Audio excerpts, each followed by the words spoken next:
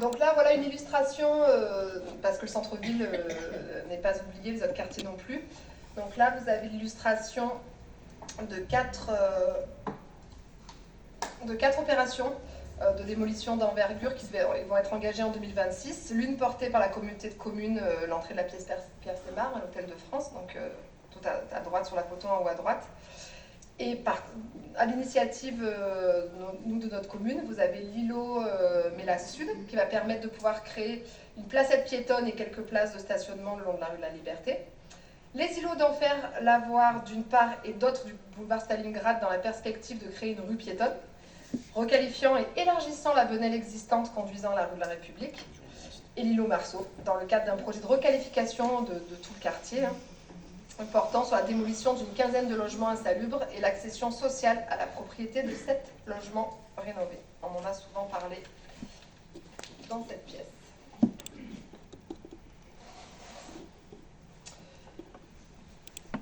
Donc on continue d'améliorer le cadre de vie des Théois.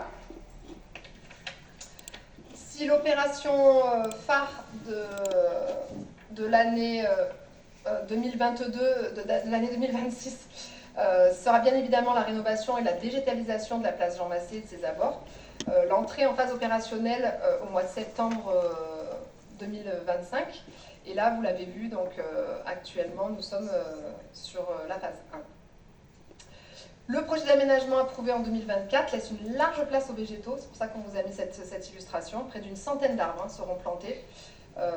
Et elle donnera aussi sa part aux piétons, aux espaces de rencontre, et fera oublier l'ancienne place qui était essentiellement dédiée aux voitures.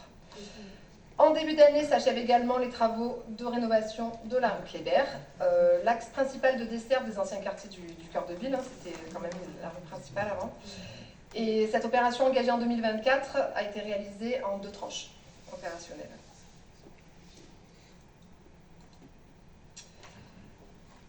Donc au Teil, eh bien, on aime développer le vivre ensemble. Une attention est portée donc, à l'entretien des espaces publics et à l'entretien des espaces verts, le développement des animations gratuites de la ville tout au long de l'année, le carnaval, les festivités de Noël, le développement des événements fédérateurs autour de la pratique du vélo, le soutien bien sûr au secteur associatif, dans les domaines culturels, socio-éducatifs, sportifs. Voilà, et puis l'implication... Alors, le PET, je vais en parler, tiens. Donc, le PET, c'est le projet éducatif de territoire. Donc, il va être réécrit là, sur la base d'une concertation avec l'ensemble des acteurs éducatifs, parents, enseignants, intervenants associatifs, sociaux, institutionnels. Et ça amorce une étape assez importante de participation citoyenne qui devrait progressivement s'élargir au service du bien grandir, bien vivre, bien vieillir au Teil. Ça va vous parler.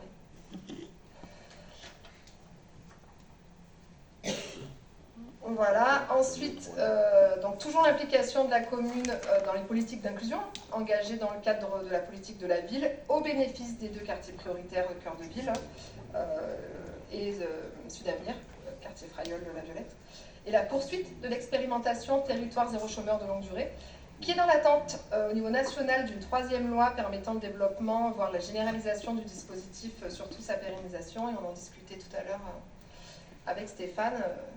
Ça a bien avancé, elle n'est pas loin. Voilà. Elle a déjà été votée à une première étape et on avance bien. Donc ça, c'est une bonne nouvelle.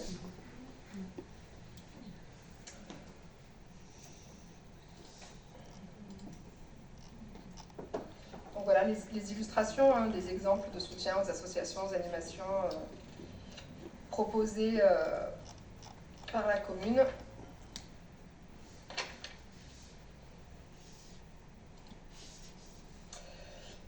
Donc au niveau, pour finaliser donc, un certain nombre d'opérations structurantes nécessaires pour l'avenir de notre territoire, eh bien déjà le PLU, le plan local de l'urbanisme, qui va être finalisé en fin d'année. Donc il devrait être arrêté pour le mois de juin. Il va être proposé à l'enquête publique au cours du 3e trimestre, avec une adoption par le conseil municipal, probablement donc, en fin d'année. Les travaux d'élaboration du nouveau schéma directeur d'assainissement des eaux usées sont en passe de s'achever. Ce schéma devrait pouvoir être proposé au débat d'ici la fin du 1er semestre 2026. Ça sera une feuille de route permettant de déterminer les priorités d'investissement de la commune en la matière sur les 10 prochaines années. Là, toujours donc en noir, une nouvelle opération OPAH de la communauté de communes. Donc, une opération programmée d'amélioration de l'habitat est en cours d'élaboration également.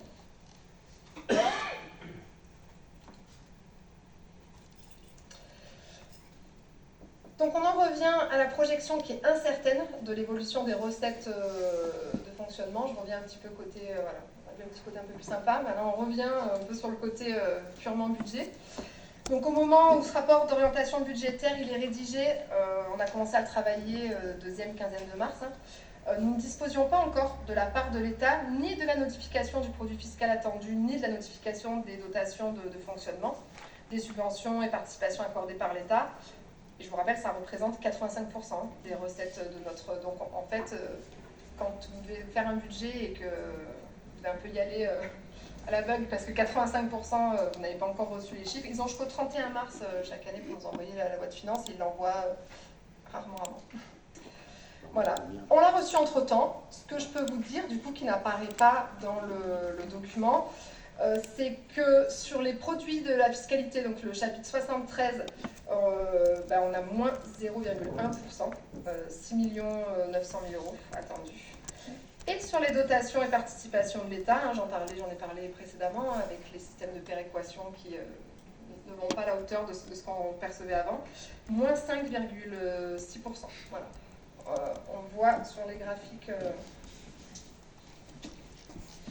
suivants que nous avons été vraiment sur la construction très très très prudente. Voilà. Mais on était sur moins 4,8% et ça sera même plus que ça. Donc il y a des petites lignes à retravailler. Mais voilà, sur cette diapositive, donc à ce stade, nous prévoyons donc une stabilisation du produit fiscal, mais on l'a vu, c'est même un tout petit peu moins, c'est-à-dire stabilisé, moins 0,1%, mais donc c'est en partie lié à la décélération de l'ajustement automatique sur l'inflation et donc à une certaine prudence de mise sur l'évolution des droits de mutation, très liée aux évolutions économiques et conjoncturelles. Le montant des attributions de compensation accordées par la commune, heureusement, elles sont stables, par décembre. Les dotations et participations de l'État, donc nous anticipons une troisième année de baisse consécutive par rapport au BP 2025. Donc c'est pour ça qu'on parlait de décrètement de la part forfaitaire de la DGF, la dotation générale de fonctionnement. Réajustement de la population DGF suite au recensement effectué en 2025. Une nouvelle baisse de 10% de la dotation nationale de péréquation, puisque ça baisse de 10% chaque année. Et des compensations des réformes fiscales et des exonérations de taxes foncières décidées par l'État. Seule la dotation de solidarité rurale dans ces projections sera augmentée de 4% sur l'évolution constatée entre 2023 et 2025.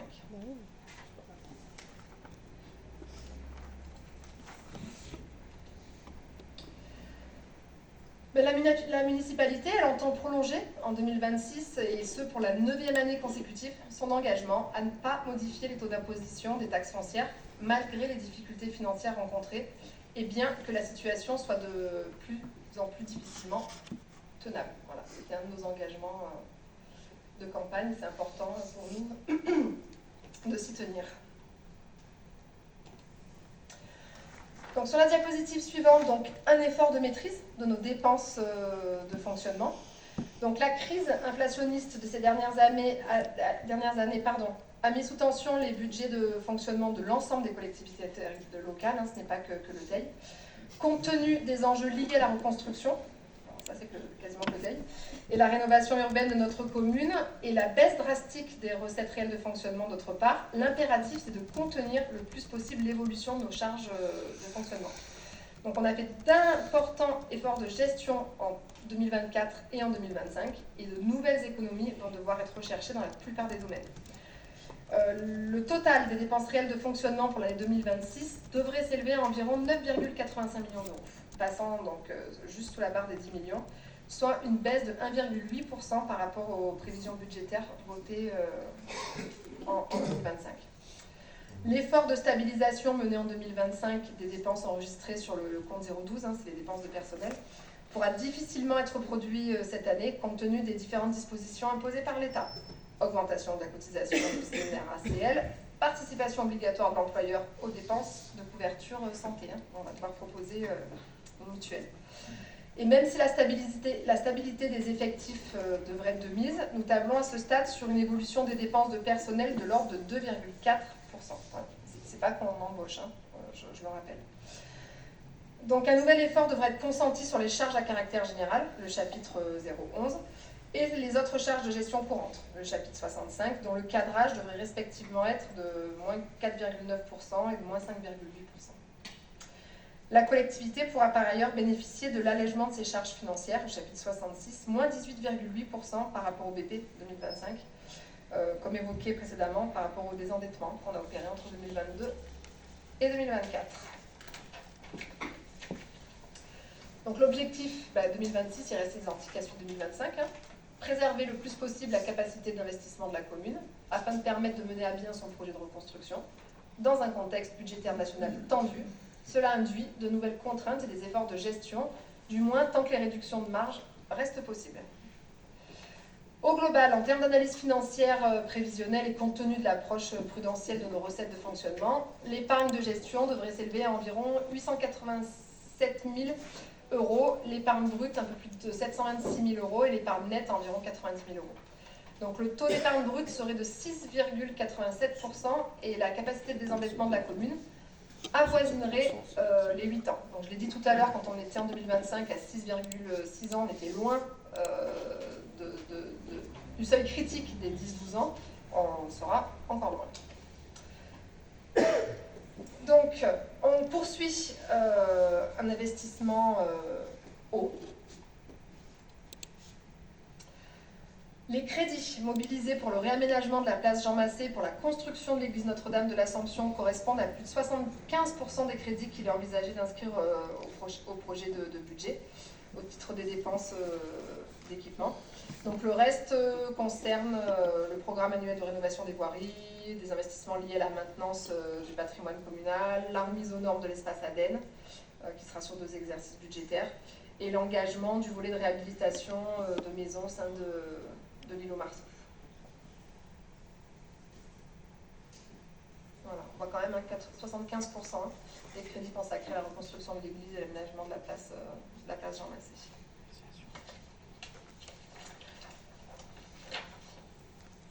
On arrive bientôt à la conclusion. Donc l'évolution prévisionnelle des recettes d'investissement. Donc un fléchissement prévisionnel des subventions d'équipement, on n'a pas de subvention sur l'église, on ne peut pas en avoir. Une baisse de l'annuité d'emprunt, moins 7,8%. Donc nous bénéficions en 2026 d'un report d'excédent d'investissement et de l'affectation d'une partie du résultat de fonctionnement. Donc quand on a un excédent dans le fonctionnement, on peut le réinvestir, c'est ce qu'on fait en investissement.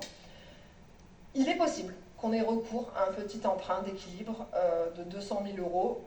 On va l'inscrire certainement, on en parlera le 28 au budget, mais il n'est pas du tout dit qu'on ait besoin de s'en servir.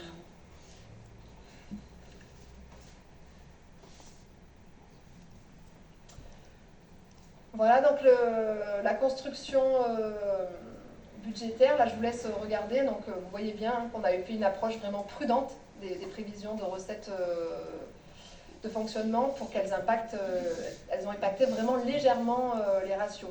Donc là, vous aviez dans le DOB un tableau avec tous les ratios, et là, on a essayé de vous les représenter pour que ce soit un peu plus parlant de façon graphique.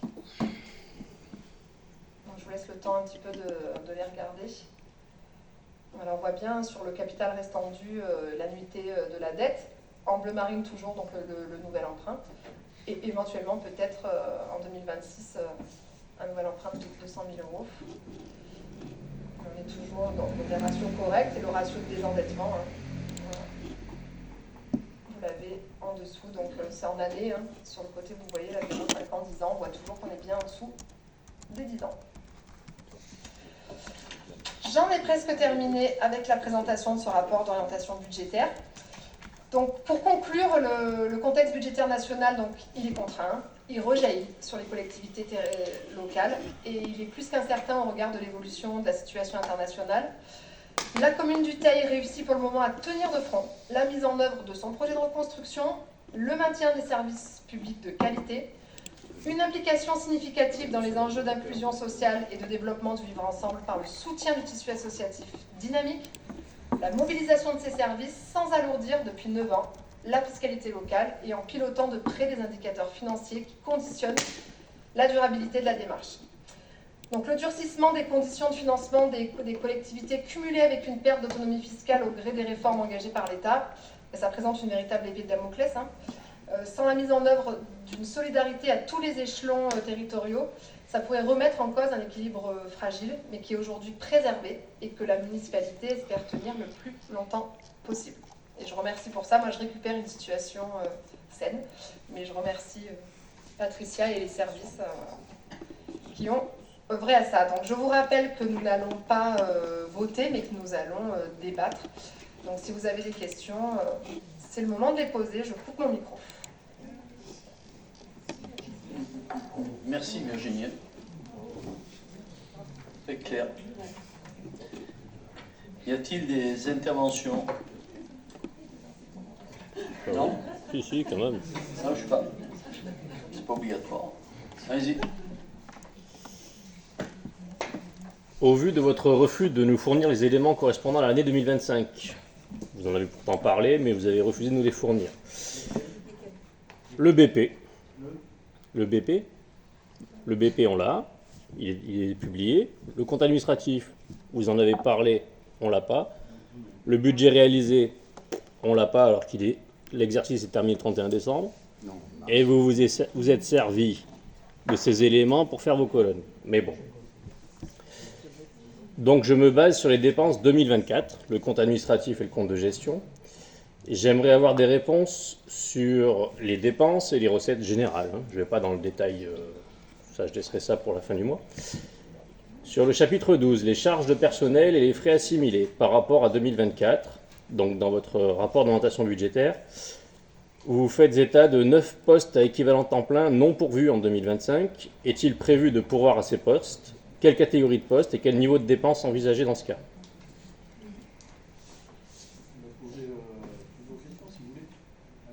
Si vous voulez. Sur les charges à caractère général, le chapitre 11, quelle est l'évolution prévue en chiffres bruts et en pourcentage? Chapitre 65, les autres charges de gestion courante. Pareil. Chapitre 66, charges financières. À quoi cela correspond-il précisément? 217 000 € en 2024. Sur les recettes, le chapitre 70, production de services, domaine, ventes diverses. Donc, dans le rapport d'orientation budgétaire, vous envisagez la cession de 500 000 € de biens immobiliers. Vous avez refusé de nous fournir l'inventaire des biens de la commune, mais bon, ça, c'est pas très grave. À quel bien faites-vous référence lorsque vous envisagez de vendre pour cette somme-là? Et j'aimerais également avoir l'inventaire total, si vous l'avez, puisque c'est une obligation qui date de 2012. Chapitre 73, impôts et taxes. J'aimerais savoir l'évolution par rapport à 2024, en chiffres et en pourcentage. Chapitre 731, idem, fiscalité locale. 74, chapitre dotation et participation, même question que précédemment. 75, autres produits de gestion courante. Pareil, je voudrais l'évolution et les chiffres bruts. Chapitre 76. En 2024, les produits financiers s'élevaient à 9,92 €. J'imagine que cela correspond à des intérêts d'un compte de dépôt. Je souhaiterais donc savoir si c'est bien le cas et savoir quelles sont les réserves de trésorerie dont dispose la commune. Savoir combien y a-t-il sur les comptes. 77. Chapitre produits spécifiques. Idem, je voudrais savoir à quoi cela correspond, l'évolution en pourcentage et en chiffres. Sur la dette, le compte administratif de 2024 indique 6,9 millions € de dette au 31 décembre. Le compte de gestion indique 9,6 millions € de dette. Pourquoi un tel écart? S'agit-il d'une erreur? Et sinon, merci de me l'expliquer. Sur les investissements programmés en 2026, les tableaux que vous nous avez envoyés font état de 5 300 000 € à financer. Merci de nous indiquer le reste à charge pour la commune ainsi que la façon dont cela sera financé. puisque dans les documents fournis, cela n'apparaît pas. Le Conseil a voté le 30 décembre 2024 l'aménagement de la place Pierre-Sémard pour un montant global d'environ 3 millions d'euros. Ce programme n'apparaît nulle part dans votre document. Est-il annulé? Est-il reporté? Je n'ai trouvé aucune délibération en ce sens. Merci de nous informer. Concernant les promesses de campagne, une piscine intercommunale était promise au Teil, ainsi qu'un centre médical au Teil. En parallèle, les élus de Cruas envisageaient également un financement intercommunal pour leur piscine. Depuis, la présidente de la CCARC a déclaré que l'intercommunalité n'allait pas se recentrer sur le bourg-centre, à savoir le Teil. Quid donc de ces projets, une piscine au Teil ou bien à Cruas, un centre médical au Teil payé par CCARC ou par la commune? J'aimerais avoir des éclaircissements sur ce point. Je vous propose également 2 investissements. Le premier, d'acquérir les anciens locaux de la caisse d'épargne en face de la mairie afin de créer un centre médical. Le coût total serait d'environ 220 000 euros. Je vous propose également d'acquérir les parcelles de l'ancien collège Présentation, d'une surface d'environ 1600 m² afin de créer un parking. À l'heure actuelle, il s'agit d'un parking provisoire suite à une location gratuite d'1 an, si j'ai bien compris. Le coût d'achat serait estimé aux alentours de 170 000 euros pour un coût total d'opération variant entre 220 et 500 000 euros en fonction du degré de finition choisi. Merci.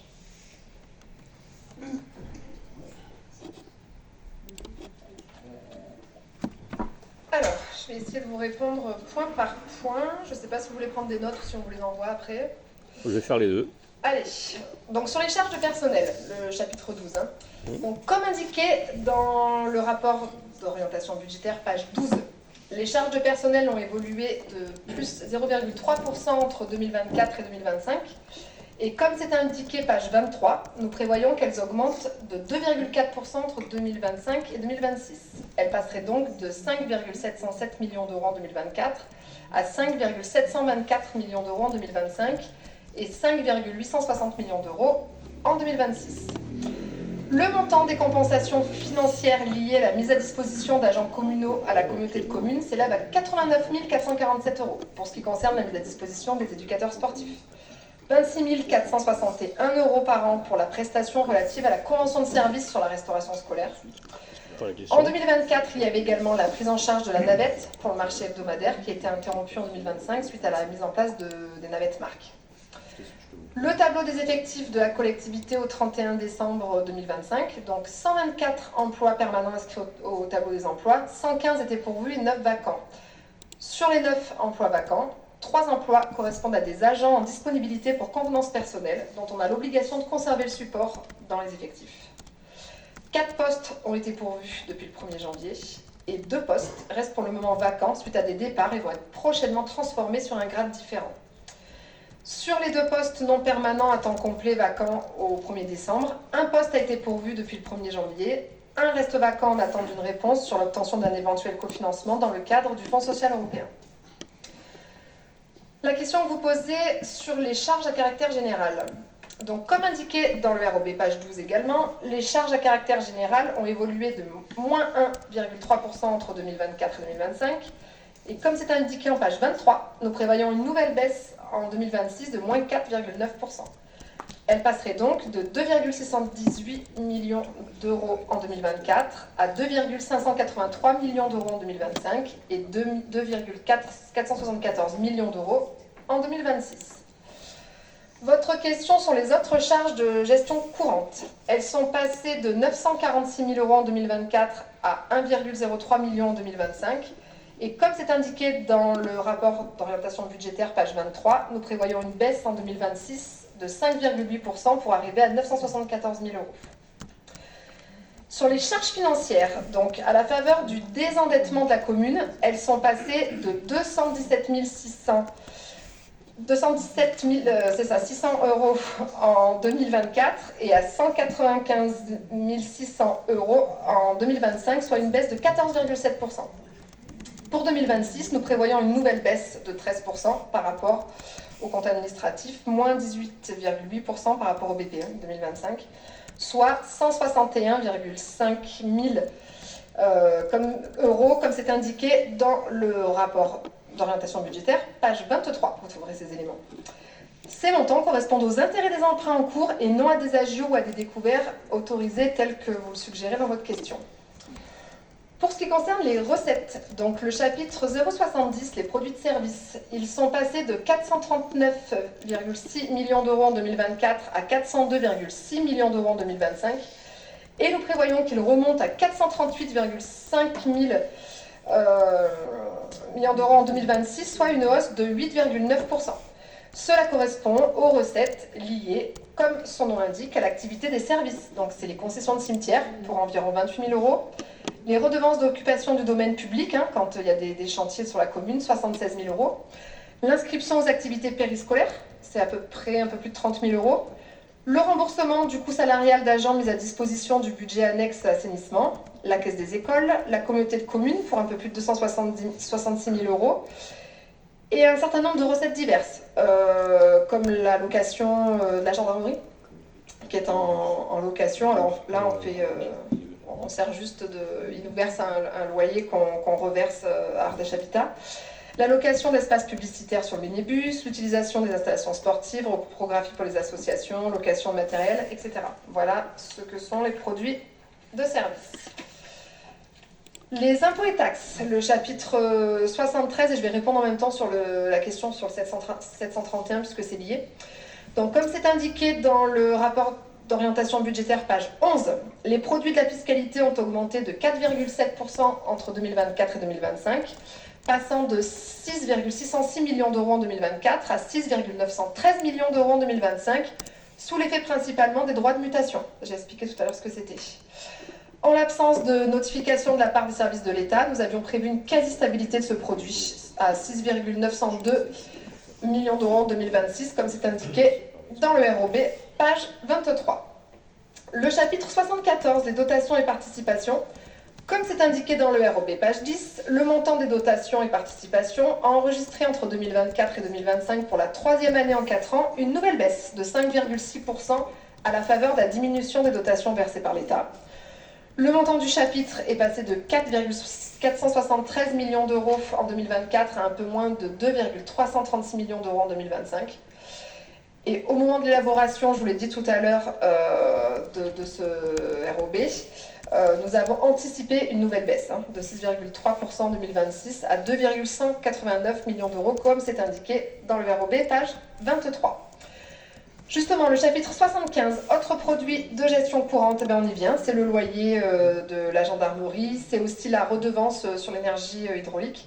Donc ceux-ci ont évolué de plus 2,9% entre 2024 et 2025, passant de 1,064 millions d'euros à 1,095 millions d'euros.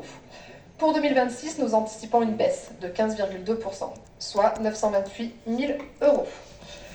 Pour les produits financiers, le chapitre 76, le montant de 9,92 euros mentionné sur le compte administratif 2024 ne correspond pas du tout à des placements tels que suggérés, mais aux dividendes des parts sociales de la commune contractées auprès du Crédit Agricole lors de l'emprunt souscrit en 2012 pour l'aménagement de la gendarmerie, justement. Le chapitre 77, les produits, ce qu'on appelle produits exceptionnels ou produits spécifiques.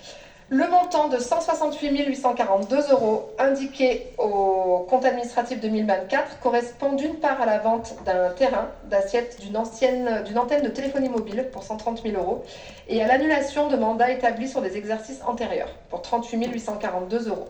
Donc ce qui correspond à des avoirs accordés par Total Énergie ou Orange, entre autres.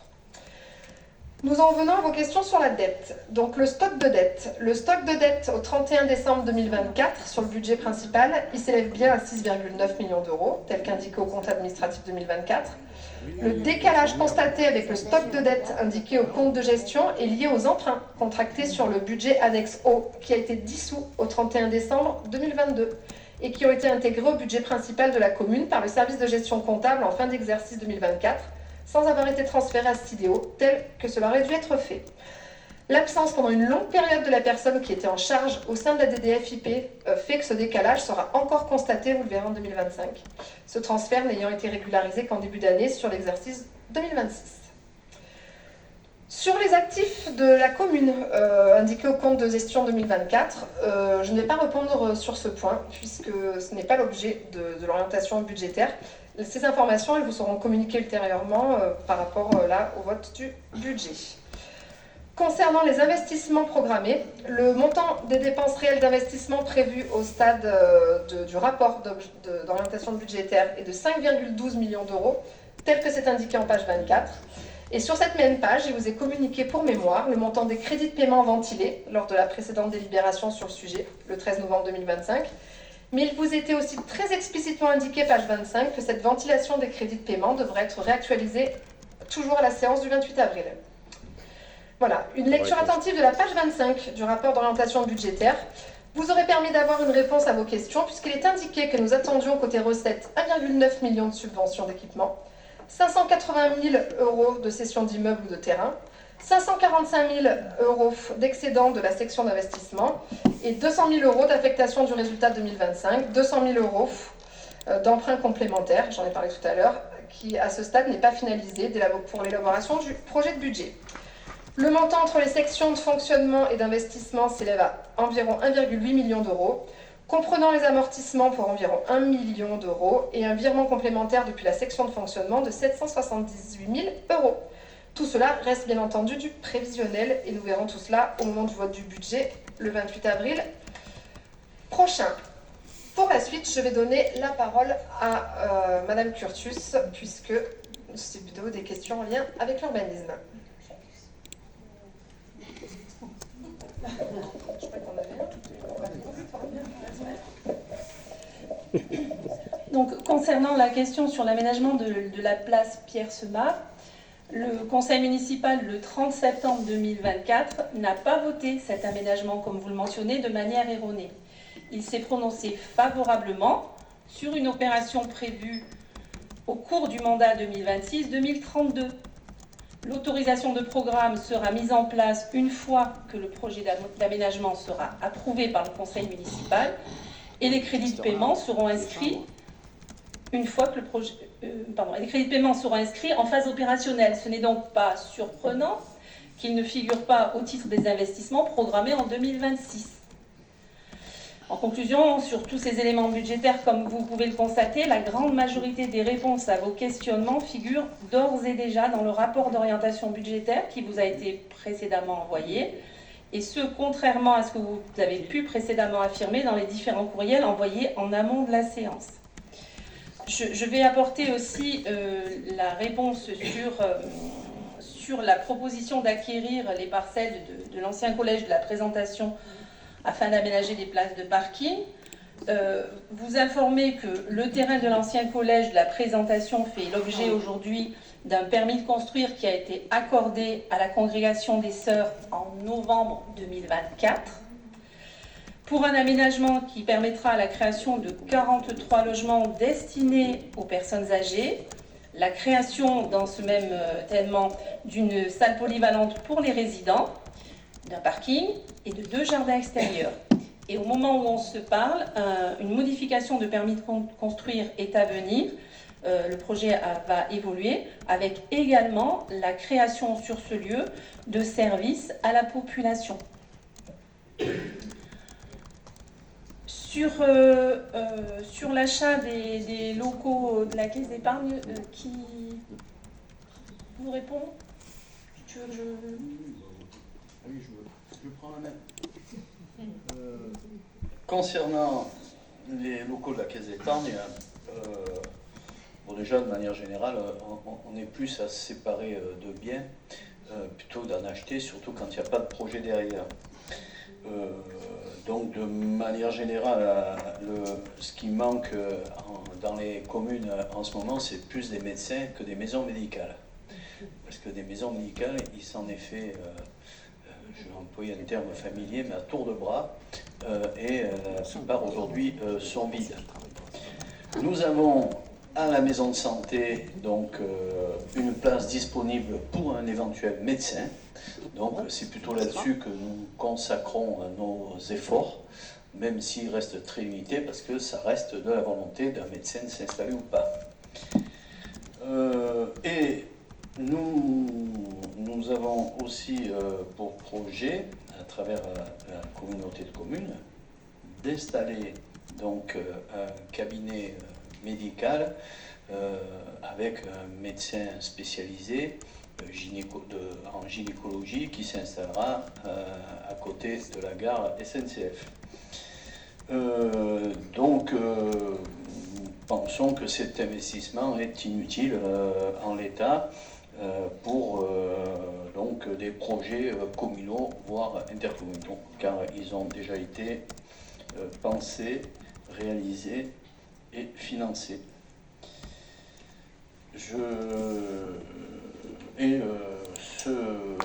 pense que ce bâtiment, enfin cet espace commercial va trouver toute son attractivité au moment où la place sera réalisée, puisqu'il y aura un grand parvis et nous espérons bien du coup intéresser des investisseurs privés ou publics, pourquoi pas, mais pas la commune.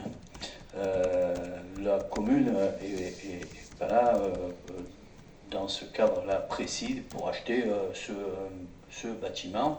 Nous faisons les investissements sur la place qui sera toute neuve, refaite, fonctionnelle et nous l'espérons permettra d'accueillir donc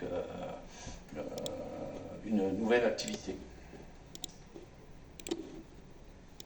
Est-ce qu'il y a d'autres questions, d'autres interventions?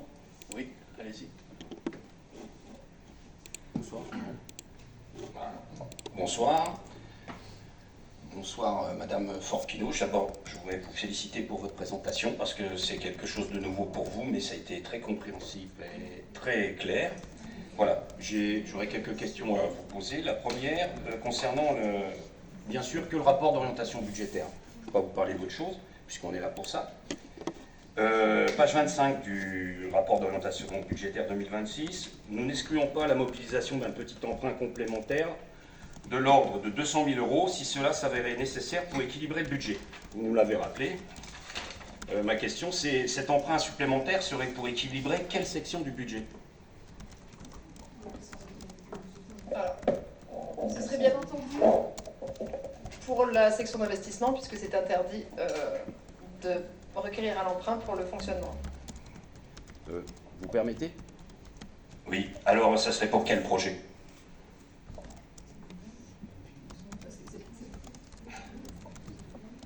C'est pas encore défini, mais vous verrez, on vous présentera à terme le PPI, voilà.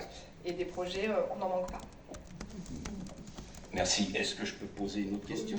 Mais je vous remercie beaucoup, Monsieur le maire. La municipalité entend prolonger en 2026, et ce pour la 9e année consécutive, vous l'avez rappelé, son engagement de ne pas modifier le taux d'imposition des taxes foncières. Bien que la situation, et nous sommes d'accord, soit de plus en plus difficilement tenable. Quel est le taux du coefficient de mobilisation du potentiel fiscal? Après 15 jours de formation, je n'arriverai pas à vous y répondre, hein, on va être très clair. Mais est-ce que, Christophe, tu veux prendre la parole ou est-ce qu'on répondra plus tard? Franchement, je sais pas si. Je suis la même formation qu'elle.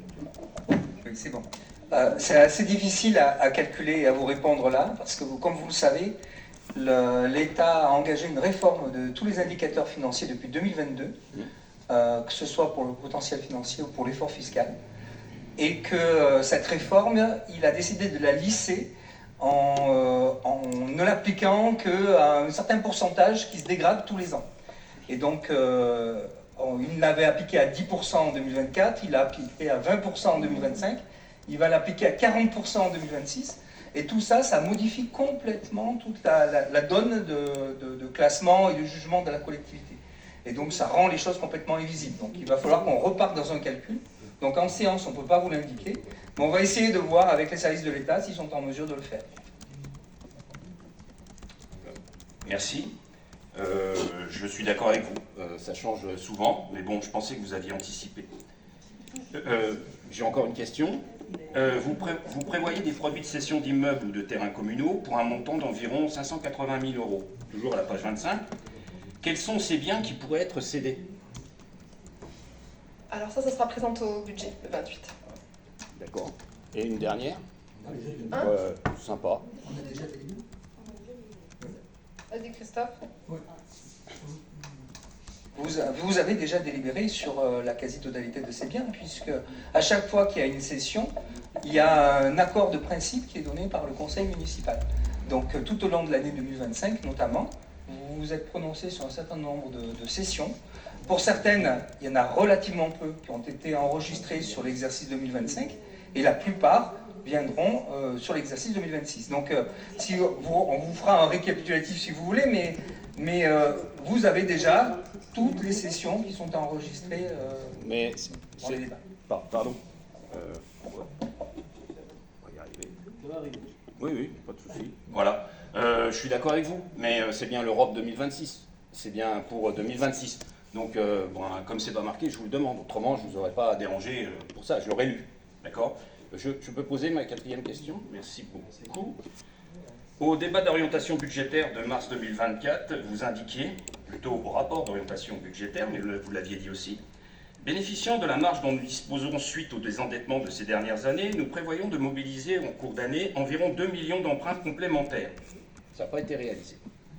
À présent, vous parlez d'un brutal retournement constaté en 2024, pardon, c'est la page 17. Bien que vous ayez donné des explications, mais qu'est-ce qui explique ce brutal retournement que visiblement vous n'aviez pas constaté en 2024? Alors, je vais répondre sur le 2024. Donc, effectivement, comme Virginie l'a présenté dans le rapport 2026, nous prévoyons un équilibre de l'investissement par l'emprunt le moins possible. Sur 2024, nous avions prévu qu'on pourrait aller jusqu'à 2 millions d'euros d'emprunt. Et si vous avez été attentif à la présentation assez exhaustive de Virginie, vous avez pu voir que nous n'avons pas recouru à l'emprunt en 2024 parce que ça n'a pas été nécessaire.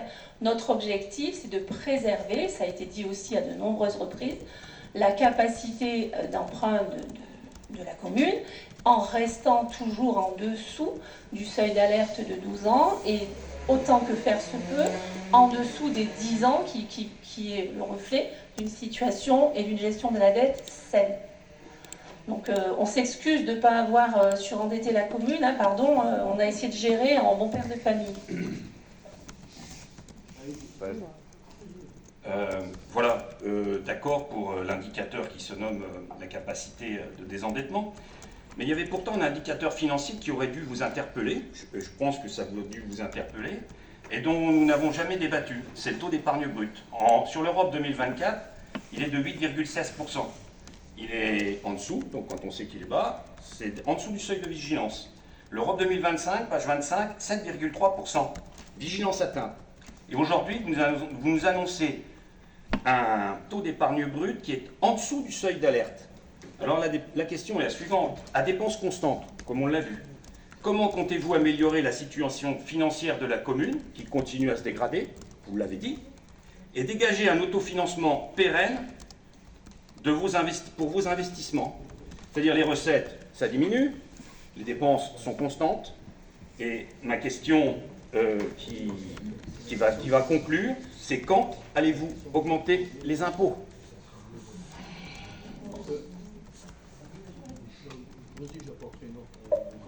Oui, alors je me permets de vous reprendre sur votre interprétation de la situation de la commune se dégrade.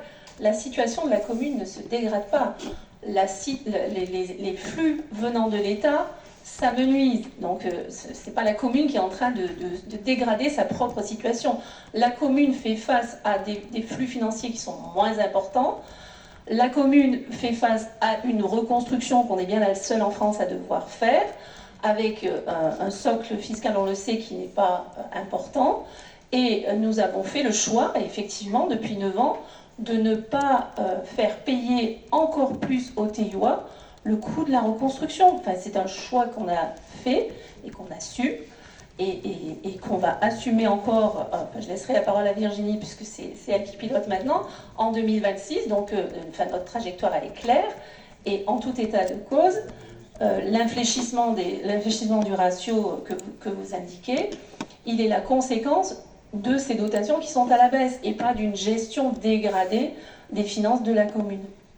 Je ne sais pas si tu veux compléter. Oui, ça c'est ce qu'on qu'on cherche à faire, c'est avoir une gestion rigoureuse pour faire des économies et c'est pas d'aller chercher l'argent chez les TIOA.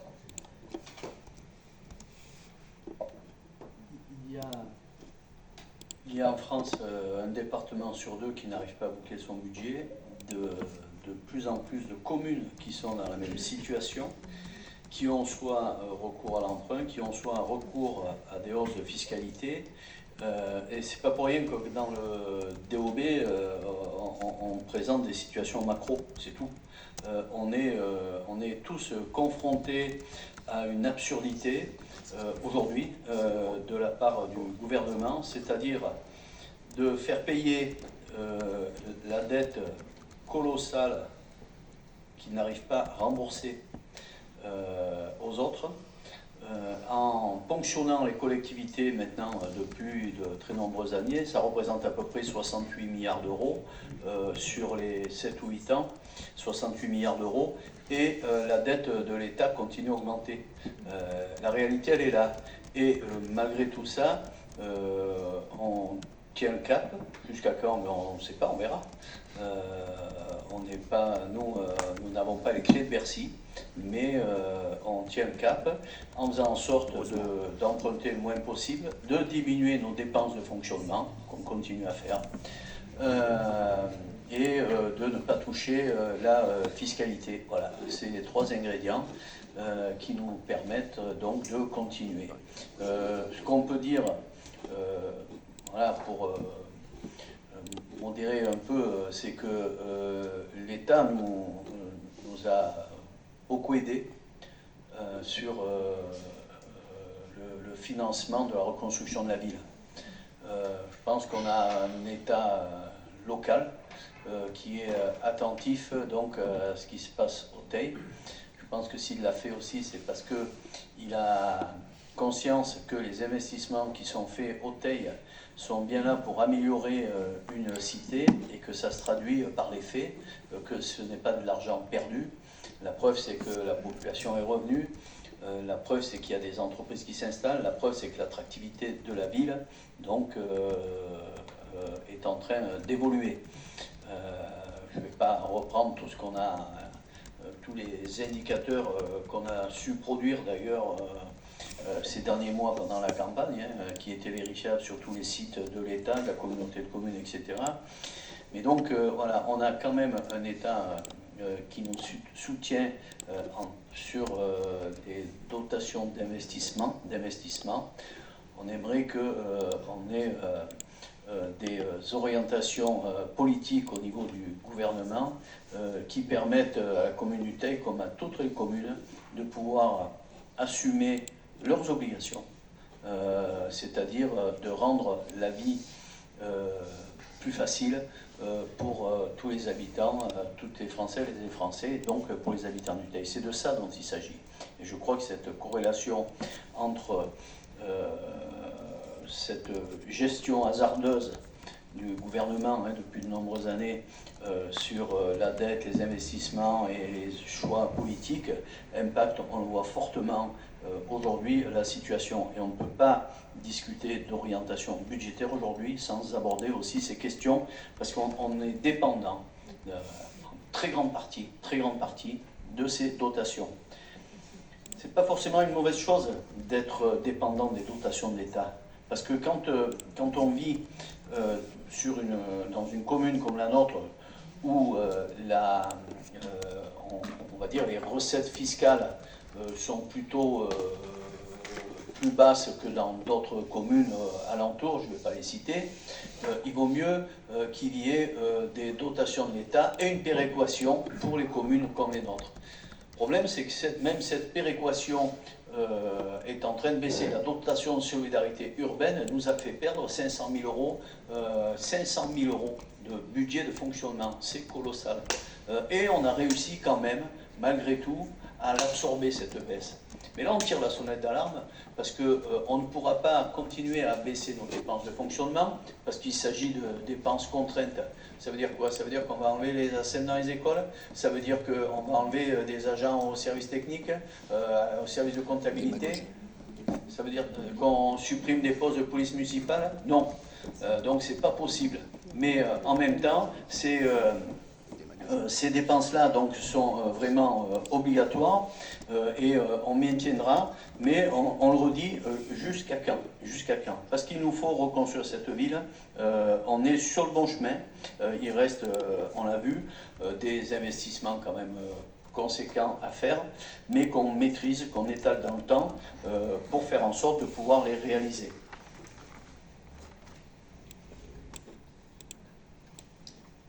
Oui, Madame Guibert. Bonsoir. Alors, c'est pas réellement une question, juste une petite observation. Je pense que de maintenir justement l'effort fiscal, ne pas reporter sur les Thélois, notamment par le biais des taxes foncières, est judicieux car effectivement, comme vous le dites, notre territoire est en pleine reconstruction. Nous avons encore beaucoup de logements qui, par la suite, soit seront vendus, entraînant donc maintien des taxes foncières, certes, mais les droits de mutation. Mais nous avons également une certaine attractivité pour l'investissement. Malheureusement, si on agit sur le levier fiscal, il ne faut quand même pas oublier que certains d'entre nous ont de fortes taxes foncières. Les gens partiront, les gens quitteront le Teil, les entreprises n'investiront plus dans le Teil, les propriétaires bailleurs ne loueront plus, puisque la fiscalité sera beaucoup trop forte. Et c'est pas ainsi qu'on arrivera à redynamiser notre ville complètement. D'autres questions?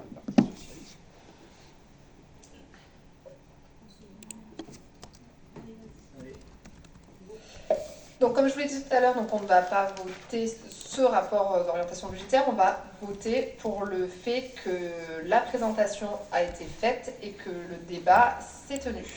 Donc, est-ce qu'il y a des personnes qui votent contre, qui s'abstiennent? Je vous remercie. Cette délibération est prise à l'unanimité. Je crois que c'est encore moi derrière. Alors, beaucoup plus simple et beaucoup plus court, ne vous inquiétez pas. Un projet de délibération concernant le règlement budgétaire et financier. Donc, nous rappelons que la mise en œuvre du référentiel budgétaire M57 rend obligatoire l'adoption d'un règlement budgétaire et financier qui définit les règles de gestion de la collectivité, prévoyant notamment les modalités budgétaires et comptables de gestion des dépenses et des recettes, les modalités de clôture de gestion, les règles spécifiques à la gestion patrimoniale et aux amortissements, et plus particulièrement l'application de la gestion pluriannuelle des crédits budgétaires, les modalités d'attribution et de gestion des subventions versées. Donc ce règlement étant adopté pour la durée du mandat, il convient, avec le renouvellement du conseil municipal, de l'approuver à nouveau, sachant que par rapport au règlement précédent, il a fait l'objet d'une actualisation tenant compte des modifications législatives et réglementaires. Donc vous l'avez tous reçu en pièce jointe. Est-ce qu'il y a des questions? Donc nous allons voter. Qui est contre? Qui s'abstient? 3 abstentions. Votez à la majorité. Merci. Et je cède la parole.